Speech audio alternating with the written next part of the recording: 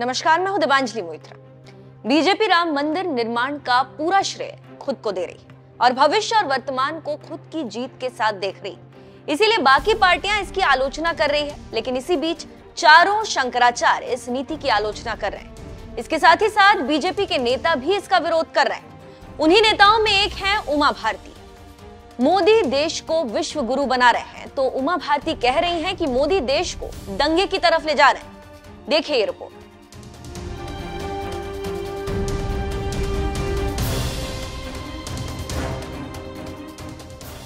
BJP के वो नेता जो मोदी शाह की राजनीति में फिट नहीं, वो बाहर हो जाते हैं। इसमें आप कई नेताओं के नाम ले सकते हैं। उन्हीं नेताओं में से एक नेता है उमा भारती। और उमा की भारतीय राजनीति में योगदान आप हमसे पूछे तो हम कहेंगे कुछ नहीं, लेकिन राम मंदिर आंदोलन में बड़ा योगदान। जिस राम मंदिर निर्माण का श्रेय मोदी लेकर महान बन रहे हैं, उसी राम मंदिर की लड़ाई उमा ने अपने दो सीनियरों अटल बिहारी वाजपेयी और आडवाणी के साथ लड़ी थी। एक इस दुनिया से कूच कर गए हैं तो दूसरा काफी कमजोर, लेकिन उमा भारती अभी भी काफी स्वस्थ है और उन्हीं ने एक बड़ा बयान दिया है और मोदी शाह को आड़े हाथों लिया। जी हाँ, खबरों की माने तो उमा भारती ने मथुरा विवाद पर अलग राय रखते हुए कहा कि बीजेपी हर मंदिर में शिवलिंग न खोजे।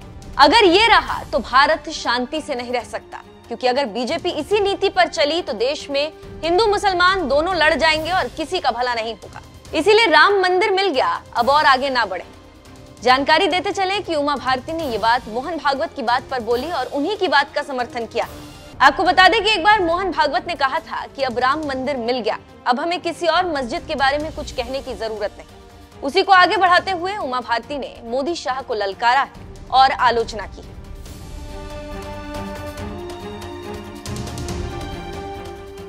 मथुरा के शाही ईदगाह और बनारस की ज्ञानवापी मस्जिद दोनों मामले तूल पकड़ रहे हैं और अब मामला कोर्ट में आ गया। बनारस में जांच जारी है तो वहीं मथुरा में हियरिंग कोर्ट में चल रही।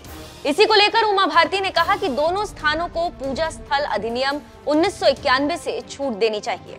एक ऐसा कानून जो पवित्र संरचनाओं के धार्मिक पहचान को बनाए रखने का प्रयास करता है, जैसा कि 1947 में भारत की आजादी के समय था। यही बयान बीजेपी के लिए गले की फांस बन गया और राजनीतिक विश्लेषक तरह तरह से अर्थ।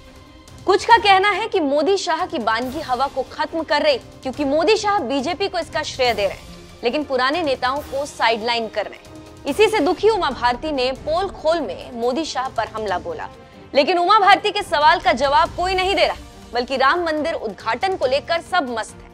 अब सभी को 22 जनवरी का इंतजार है, जब पीएम मोदी इसका उद्घाटन करेंगे। देखना होगा कि उसके बाद आगे क्या होता है और कैसे लोकसभा में इस मुद्दे को भुनाया जाता है, ये देखना दिलचस्प होगा।